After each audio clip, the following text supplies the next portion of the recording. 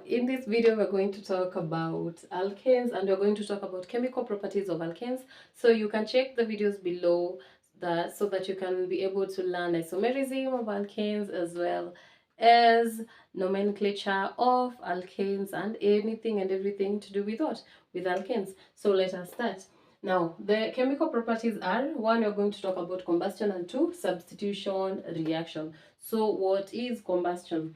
Now, combustion, we're talking about burning of alkanes, okay, in presence of air or in presence of oxygen now in this case. Now, we're going to look at this. Which alkane is this? Yeah, correct. It is methane. So we're going to look at combustion of methane. So how does methane combust? So methane burns in excess oxygen to form carbon dioxide and water. So our products are going to be carbon dioxide and water. So I've said it burns in excess. This is in excess. Okay, the first one. Burns in excess oxygen or air to form carbon dioxide and water.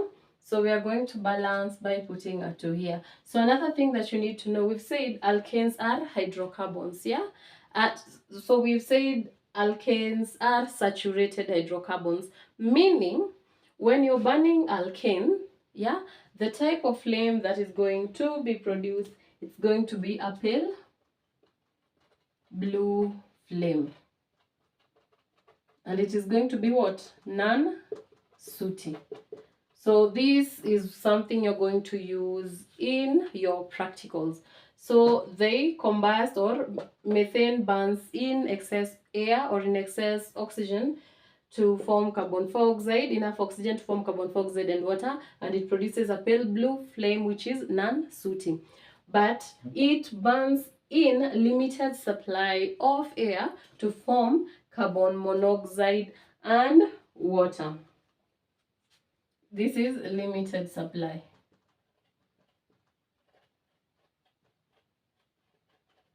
Form carbon monoxide plus what?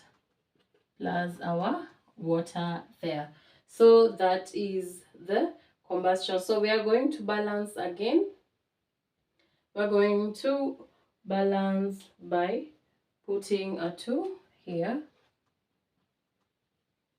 Okay. Let us go to substitution reaction. What is substitution reaction? When you're talking about substituting something, you're simply meaning you're replacing something. You're taking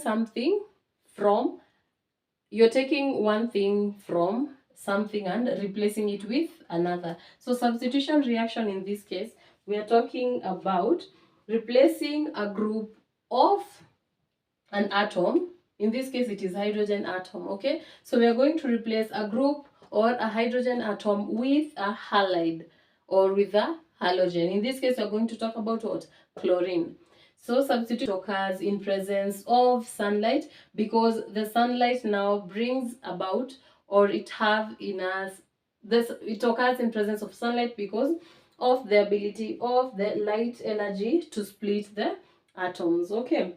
So we're going to say, when you're talking about substitution reaction, in this case about with halogens, we're saying our chlorine atom, okay, is going to replace all the hydrogen atoms in our alkane. So we are going to have subsequent reactions from the reaction between our methane and our chlorine until all the hydrogen atom has been replaced, substituted by a chlorine atom. So in this case, the first product that we're going to form is a chloromethane. Chloromethane, we have said you're going to have one hydrogen atom being substituted or being replaced by what? By chlorine. So the formula is going to be, we're going to have CH3Cl, this is chloromethane, plus hydrochloric what? Hydrochloric acid being formed. Hydrogen chloride gas and hydrogen chloride gas.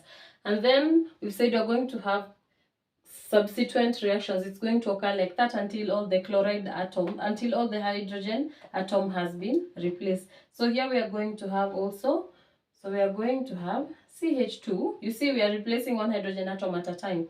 CH2, Cl, okay, CH2, Cl2 plus your hydrochloric what? Hydrochloric gas to form your dichloromethane. This is dichloromethane. Okay, now here we are also going to have the one hydrogen atom being substituted by a chloride atom or a chlorine atom to form your trichloromethane, which is going to be CHCl plus and then here we are going to replace finally the last hydrogen atom that was here. So in our trichloromethane to form a tetrachloromethane, so we are going to have that carbon. This hydrogen is going to be substituted by our chlorine molecule to form hydrochloric gas there, or hydrogen chloride acid. So we are going to have this hydrogen atom being substituted by one chlorine atom to form your tetrachloromethane, like that. Okay, so that is substitution reaction. We say the chloride atoms repeatedly substitute or replace the hydrogen atom in our methane molecule, okay, until all the hydrogen atoms have been replaced, and that is substitution reaction.